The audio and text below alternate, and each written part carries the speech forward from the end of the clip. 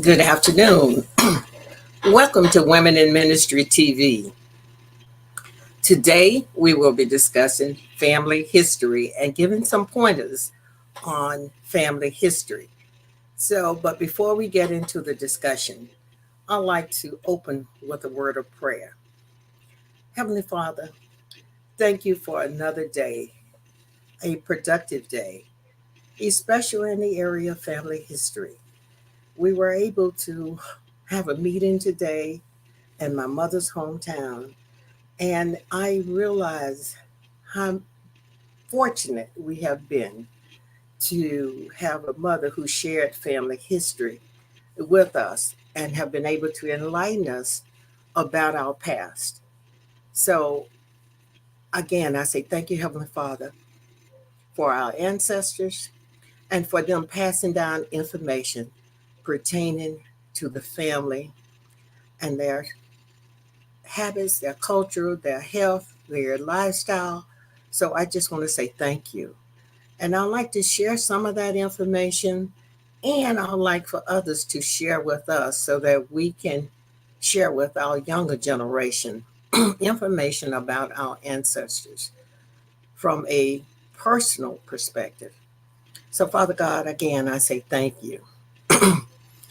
Another thing that I like to do when we having these sessions is and I'm going to wait to the end to do it today, is that I like to do a devotion, but I'm not going to do it at the beginning of the day. I'm going to get started because there's a lot I like to share uh, with you all this evening concerning a family history. And those that will be reviewing the broadcast later, I hope that you are able to glean some information about family history. And if you perform the duty as historian in your family, maybe there are some pointers that you will receive today that will help you in documenting your family history. So, with that, I always like to start with the Bible because that is the source. Uh, that is the source. So, as growing up and children, we had a Bible, always had a Bible in the home. And the thing that attracted me most was that at that time, most of the Bibles had at the very beginning of the Bible a genealogy section in the Bible, and where we were trained to write down the birth, the death, the marriage of various family members. And many of the Bibles today um, do not have that genealogy section right at the beginning. But that was one thing that was common when I was growing up. And that was one of the tasks that we were assigned to do as children, was to update the genealogy section in the Bible. As you read the Bible, there it talks about who beget who was the daughter or son of whoever. And so you had a ability to go back and trace various characters in the Bible, uh, their lineage, their family lineage. In addition to that, in the book of Numbers was where the assignment of census started, where they had to count members of each household. So, and I'm going to turn to the book of Numbers just to give you an idea of how detailed this was. So, if you want to get your Bible and go with me to the book of Numbers, and we can look at how detailed this information was. And I'm going to start with the summary, and it talks about it in, and I'm using, by the way, uh, the New King James Version of the Bible, and it has a summary. And in this summary, it talks about uh, the numbering of the Israelites. And And then it talks about where they lived. Um, they talked about they were living in the plains, and then it goes on to talk about um, the numbering, the numbering itself, the key numbers that they was wondering. And then in the focus, if you look at chapters 1 through 5, it gives you a reference to the preparation for the census and how to take the numbers. It talks about the old generation. So there's a lot of information that can be gleaned about um, the census and the requirement to take census, and that was in biblical days, as you could say. Then, as you go through the various chapters, you're going to learn more uh, in terms of their travels. You know, they were in the wilderness. They talks about um, the routes they had taken. Uh, as I said, if we go into details, there are some specifics in terms of how the the book of Numbers is outlined to give you an idea about the family, and it names the families. Like this is the family of Aaron, and then it talks about um, the census, the various census. Um, it talks about the Levites. So I'm not going to go into the detail because that's not the purpose of today. The purpose is to show you that the requirement for the census goes back to biblical days, and also the identification of families. And so this is like a prelude to family history here from the biblical standpoint. Says you can go in here and trace family lineages. Uh, then also with this, as we move throughout the Bible, you're going to see. Let me back up for a moment. Genesis has a lot of information about family lineage also, but I wanted to get back to the census because that is how a lot of things today are determined by who was recorded in what census. And you know, in the United States, the census is taken once every decade uh, to document members of each household. So, if, for instance, um, this the census was first taken in 1790 in the U.S., so that if a person was born before 1790, it may not have been documented in a census. You would have to use other sources. However, even with the census, it wasn't mandatory for birth certificates until about between 1915 and 1920 is just when the U.S. started requiring birth certificates, and around that same time, death certificates. But those are some documents that has a lot of family history information. So if they are properly completed and timely, we also found that a lot of the responsibility for recording birth certificates rest with midwives. And in a number of cases, the midwives did not file them in a timely manner. So then we have to go back and do reconstructed birth certificates. So the recording of birth is very important. And the parents or the grandparents played a larger role in that process in the past. Sometimes older siblings played a role and other relatives. So the birth was a key event and the recording thereof. So when we start talking about the emphasis that's placed on uh, baby showers, that's recording, there's some record of that birth in that family. So if you have a Bible, I would like for you to check it to see if your particular Bible has a genealogy section in the front of it. If it does not, you can generate one yourself and attach it in there so that family members would have key information on the birth dates of various family members and death dates or marriage. Sometimes in the older version of the Bibles, they had a place for marriage and birth and death. I noticed that in the more modern versions, we don't see that as much. So that was like a centralized place for family members to look to get information that may have been retained by very few.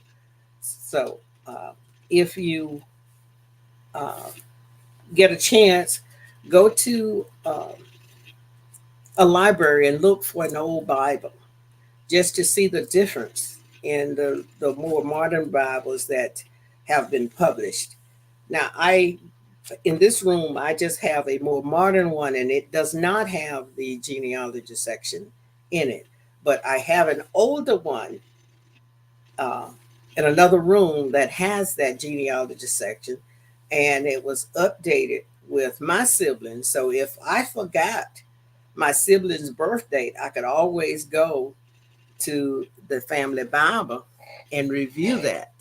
So, and then you may want to ask, where is grandma's Bible or where is mother's Bible? Because the older generation maintained those and updated those. So that's just one thing I wanted to talk about with the Bible and how it enabled people to keep track of descendants. Now, what are some of the things that we can get from the history and the documents? As I said, we got the census, we got birth certificate in the more modern day. We have the knowledge of grandparents. One of the things that we were taught is that the way a lot of people measured or monitored, that's not what the word I want to use, tracked, I should say, tracked the birthdays, is that my grandmother, when they told us my grandmother age, they said, well, she was born 6 years after uh, Emancipation Proclamation, so that she was born 6 years after slavery. So they have an event that they relate the birth to. And in a lot of countries, you'll find that people assign names to individuals or a portion of names by the events that occurred or some circumstances occurring around birth. Uh, and this is quite common. So, in other words, uh, I'm trying to think of one right offhand that I could tell you as an example. I remember my nephew was born, and a South African friend named him, and she named him around the circumstances of his mother giving birth. It wasn't the time, but she named him around that circumstances. And in essence, she named him that he was a gift. But in the process of being a gift, because she had a difficult labor, she said, you know, it was a gift who gave the mother trouble in getting here. So that's one of the things that happens is that circumstances around birth or some give some clues, especially in the naming of children. And that may give you some insight. But the key thing is the identification of family members through the generations. The other thing that ways that you can do this, also there's an old church in my hometown. They had a ledger where they recorded the birth of church members, children, marriages, and also death. So at one time, the church was keeping a record of birth and death and marriages. So you may be fortunate if you from a place where the church had a system in place to track additions uh, to the church family. Now, another place you could track information on birth is our school records. And I know a lot of these get filed in the dungeons and places. However, many people have digitalized a lot of information so you can go back and find information.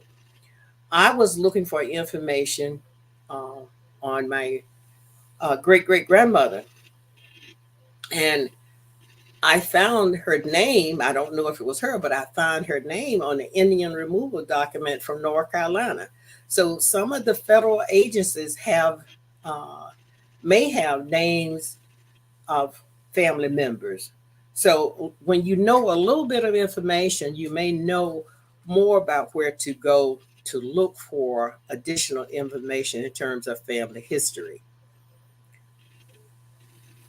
Just talking with the elders themselves, you'll be amazed at how much information elders, not necessarily your family members.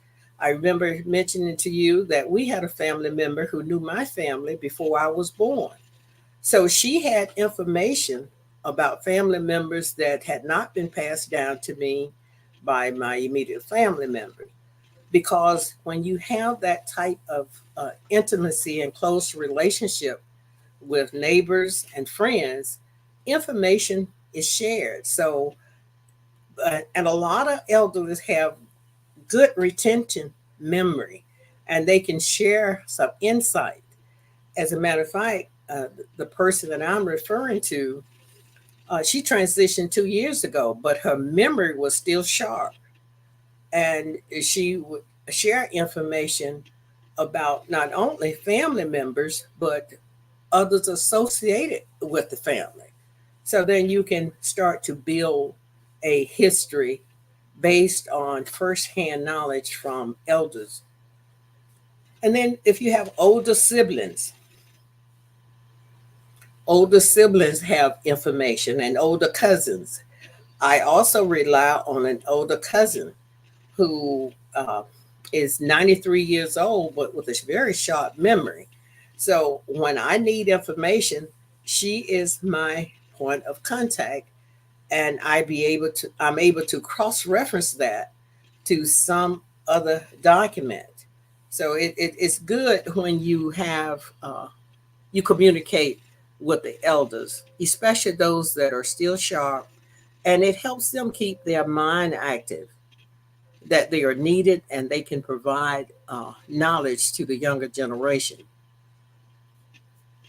Another thing with the elderly, they may not be up on uh, electronics, and but they have a system where they record names, addresses, telephone numbers, and if you give them a few moments, they can get you the information and get help you get clarity on relationships. Likewise with in-laws, because when a person married, a lot of time it's the marrying of the family. So one family member may have detailed information about uh, the family that they married into or that one of their family members married. And that was the case with one of my cousin who uh, was trying to identify uh, her father people. And it happened to another one of my cousins. My mother knew the family, and she was able to direct my cousin to his grandfather. So there are reasons why communication is very important. And the elderly have knowledge. They have knowledge from memory, firsthand knowledge of things that occurred during their lifetime, and they may not get recorded. So it's important that the younger generation have those conversations and record that information to pass down to the younger generation. Now, a lot of people are doing DNA, and that is okay, and that provides some answers, but it's not always straightforward because trying to get through the layers becomes very difficult, and people don't know where to start. So if you have a baseline, you can get better response when you have DNA analysis in terms of those matches. And I know this firsthand. I was particularly interested in DNA of my mother. So in 2007, while she was yet alive, I had her DNA tested. And within that test, there are over 2,000 matches. The problem was that many of the matches did not have any historical information about their ancestors that lived during the time of my mother's age. So they were looking for information. And then on several occasions, we have connected, and we have not positive identified that one person or those two people that caused the relationship. Because with DNA, the mtDNA goes back to time immemorial. The mother passes it on to children. However, I learned that they can give it to sons, but sons cannot pass that mtDNA on to their children, only the female. So in my mother's particular instance, she had daughters, but none of her daughters gave birth to daughters. However, she had sisters, and those sisters gave birth to girls, and some of them gave birth to girls. And so, therefore, we have that continuity in mtDNA. So, it's important that we stay connected with the maternal side so that if we have a breakdown in the structure, as in my family, we can go to our cousins and get that mtDNA that establishes that connection. So there's a lot of learning in the process of DNA and a special mtDNA matches. And then you have the Y for the male. Now that becomes a little more complicated, but it still can be done through additional tests. And so as we begin to study more about the nature of human uh, genes, we see that um, there was a system that God created, and I call it the divine navigator assignment because it is through God's design that we exist, and to find out who you related to is not so important as to understanding that we are all God's creatures, and there are more than likely some bloodlines that are identical, not maybe 100%, but enough to show there is a connection that we may never be able to finitely pinpoint because of a number of things. Migration is one. There are migrations. So when I did my mother's migration on her DNA, it covers 21 countries. So when you get down to the details, you can pinpoint, and I'll make contact with a number of people who were close related, and some we have been able to pinpoint um, the relationships, but we already knew in a lot of instances what those relationships were because there was a close knit family who kept in contact. Now, sometimes um, we may have lost contact with one or two, but as we go back into the generations to find out who were your great grandparents, then we can establish those connections. So And another point is my mother, uh, I knew her. I knew her sisters, and I got pictures of her sisters, but I don't have pictures of her brothers. So we are looking to make contact with my grandmother's brothers and their descendants. And why is that important? Well, there have been two instances in the last 3 years that made me more interested in my mother's brother's lineage, because if y'all remember the mass shooting in Buffalo, New York, there was a person with the last name Massey that was killed in that. And then just recently in Illinois, there's Sonia Massey who was killed. So I don't know that she's a relative, but it's a strong possibility she could be. So we just don't know. Not that it's so terribly important, but we could reach out to the family that's left behind if we knew that those were one of my grandmother's great nieces or nephews. So it's just kind of interesting point when you know a little bit about your family lineage, and if you hear the name, you get that. Could that be? Could that be my cousin?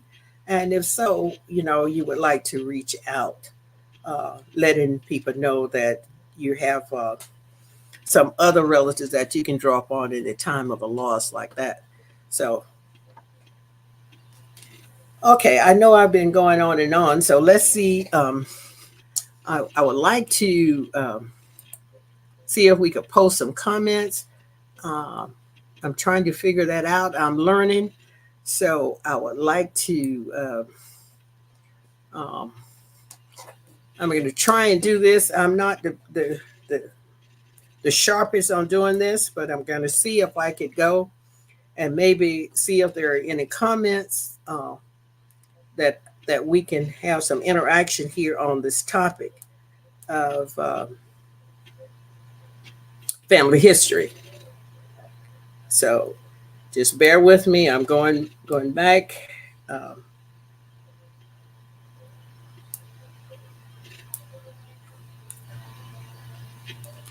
so if you can post a comment, um,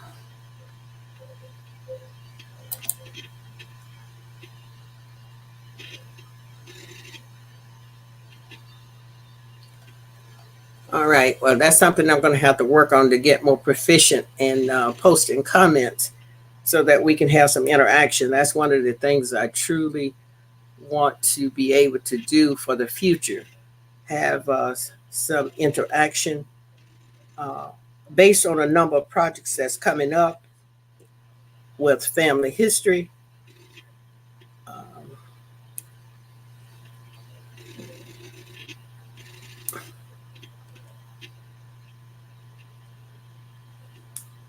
well, I won't delay you, but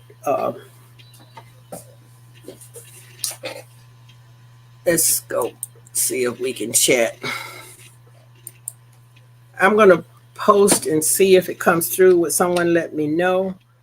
I'm just going to put a quick question.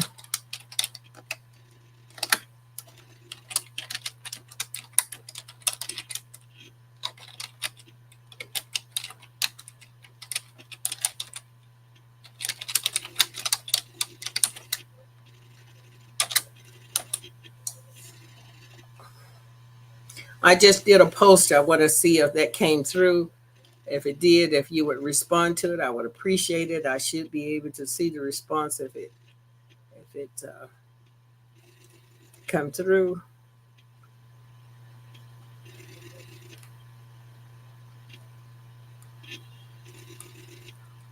So I don't see any response. So let's just continue then. I'm going to I'll work on that for next week so that I can become more proficient in dealing with the software so that we can become interactive. Now, one of the reasons why knowledge of family history is important for more than one reason. For a health perspective, it is very important because there are some things that are uh, inherited. And another reason, just by having the name, there are some rights that you may be some entitlements. So there, um, not only that, my mother always taught us that when it comes down to having um, intimate relationship, it was important to know who your family were because there are some rules that are set, and you can see those in the book of Leviticus about marrying and having intimacy relationship with family members. So there are a number of reasons from a spiritual standpoint that it's important to know who your family members are so that uh, you can, one, uh, maybe avoid some of those known sins that we are instructed not to engage in, and two, uh, recognize some of the potential health issues that could be passed down through generation.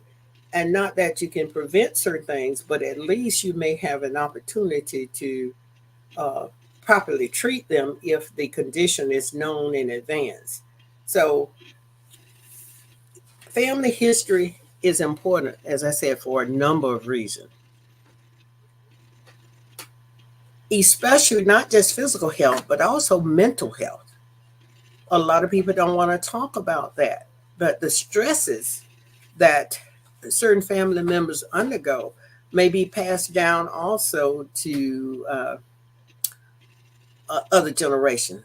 So we have good reasons to know our family, to know the history, and to share it to help improve the lifestyle, the family overall, help improve the lifestyle of the entire family and the quality of life. So we must, it's great if we would share because sometimes there is, say, there's an allergy that may have occurred, and it may have been something that genetically has been passed down. So we can't um, um, cast off the importance of knowing more about family history in terms of improving overall quality. And I say that from this perspective. When you have that knowledge, you have a chance to improve the longevity in the family and the health. For instance, there's longevity on my maternal side. And because there were different ones living past the age of 70, passing down knowledge, that knowledge equates to improved quality of life in a number of instances. We can directly trace that. So that's what I'm saying. Having that family history, the knowledge, uh, it can help the quality of life of the entire family.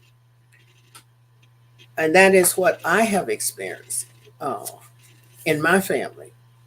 And one of the things that when we were growing up, my mother always shared with us that her great grandmother lived to be 112 at least. She said because when she was 12 years old, her great grandmother was 112.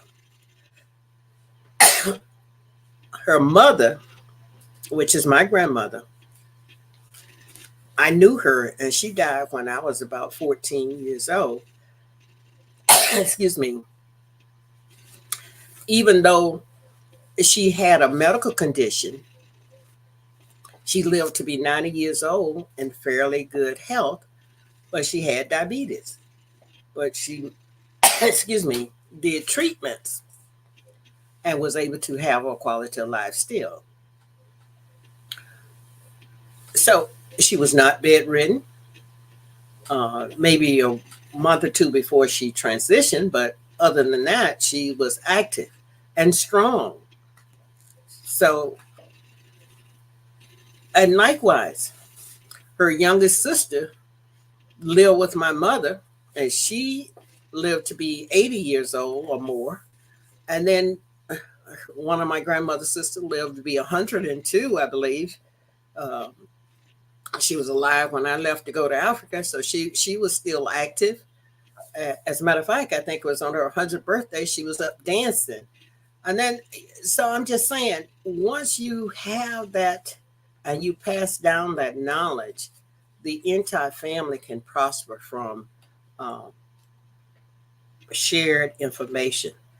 Uh, and there are others. I was just quoting some. Uh, the men did not live as long that as I recall. I think the oldest one that I remember living was an uncle who lived to be in his 90s. So, so it is important that when family has knowledge and passes it down, you can see the results of that in subsequent generations. Not only in terms of um, their physical life, you can see it in their spiritual life as well. Because if the grandparents were spiritual and had a reverence for God, that gets passed down too. And so you can see that also in the quality of lives that people live. Now, family history um, is important, and you can get it through many different ways. Just conversations. Conversations. I remember overhearing a conversation my mother had with a photographer. I mean, uh, not a photographer, with a reporter from the newspaper on her 99th birthday. The newspaper reporter asked her a question like, Miss Beal, what do you contribute your long life to? She says to the reporter, uh, I live like my parents taught me, and I raise my children the same way. So I thought, wow, you know, here she is saying that, she is contributing her success in life to her parents in terms of her quality of life.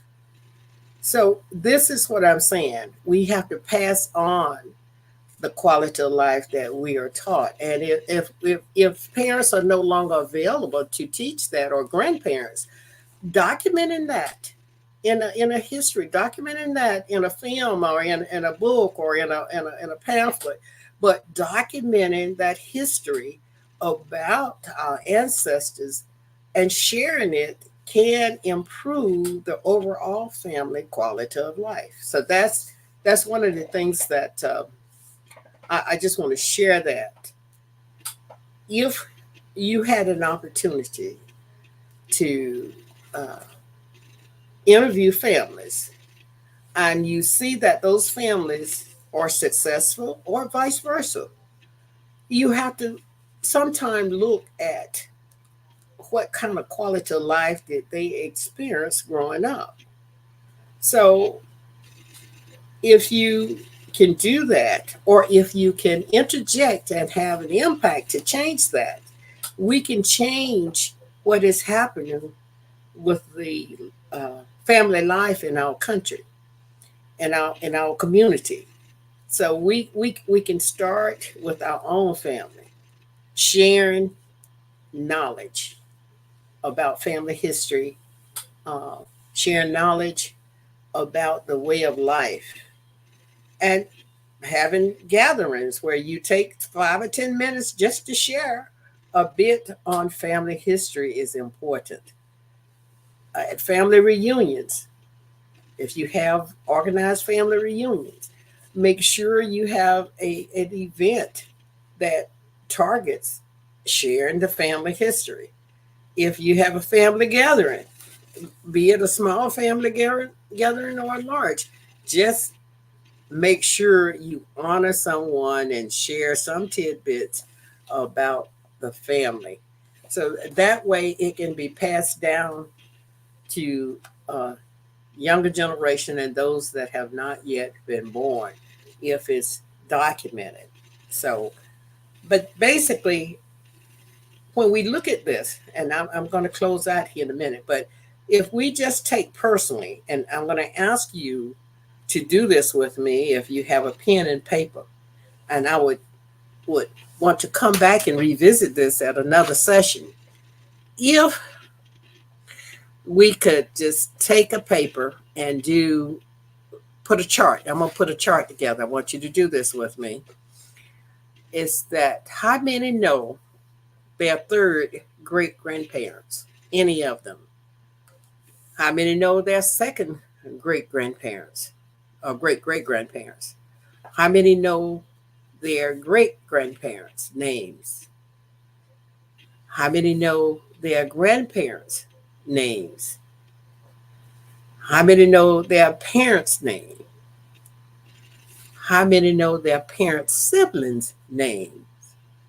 So you can see as we start doing this, we have some sources for family history from those that are still alive and from those that have tales that have been passed down through those various lineage.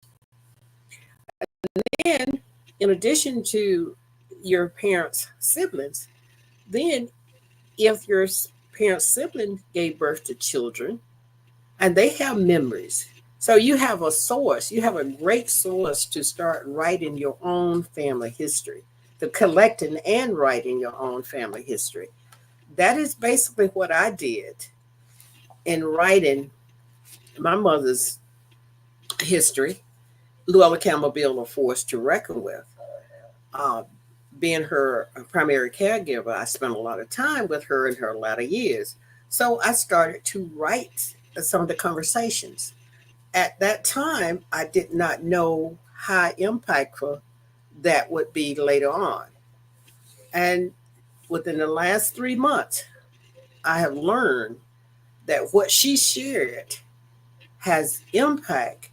And we are now in the process trying to make a cemetery in her hometown to place it on a historical record site because we are finding more and more information and people want to know more information.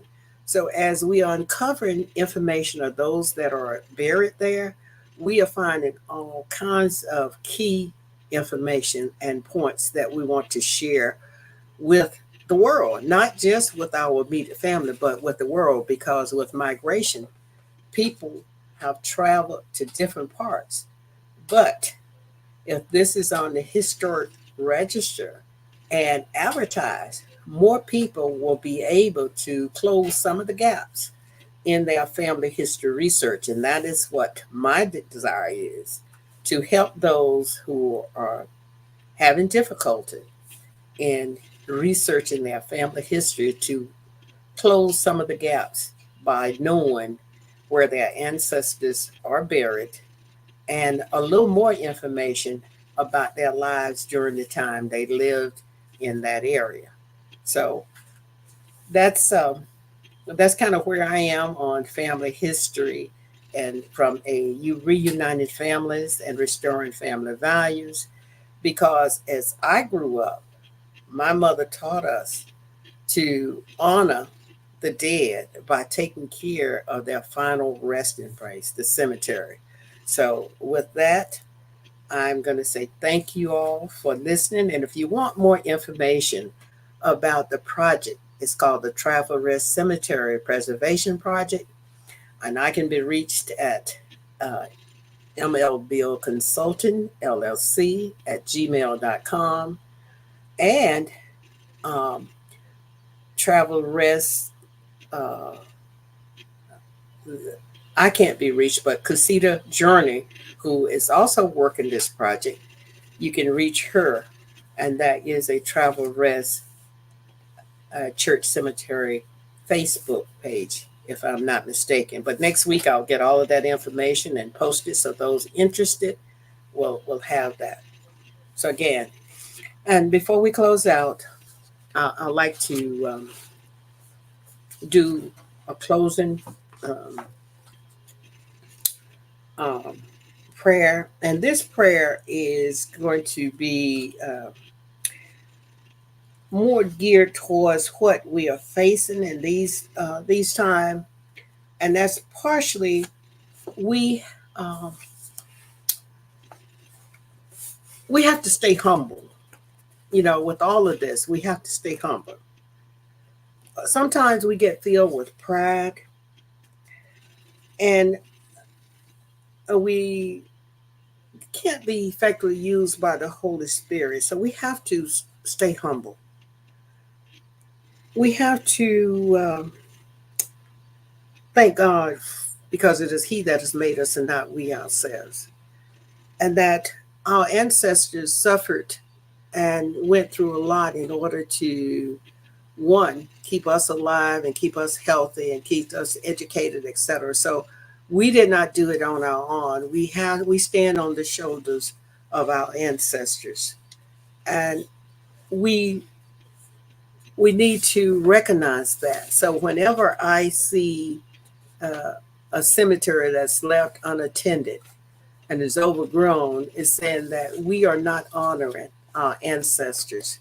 So I I I pray that if you know where your parents or grandparents are buried, go by, and if it's not being maintained, just clean a little bit or ask for help, because we uh, we owe that to our ancestors, is to visit their graves or to maintain them in such a way there's a level of the spirit knows. Okay, just let's say the spirit of the event. Let's just take care of our ancestors.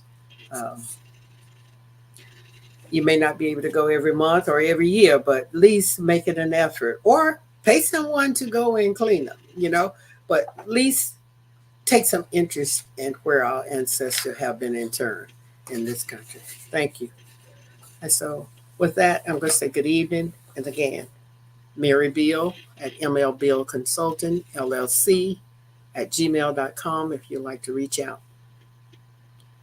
Have a blessed evening.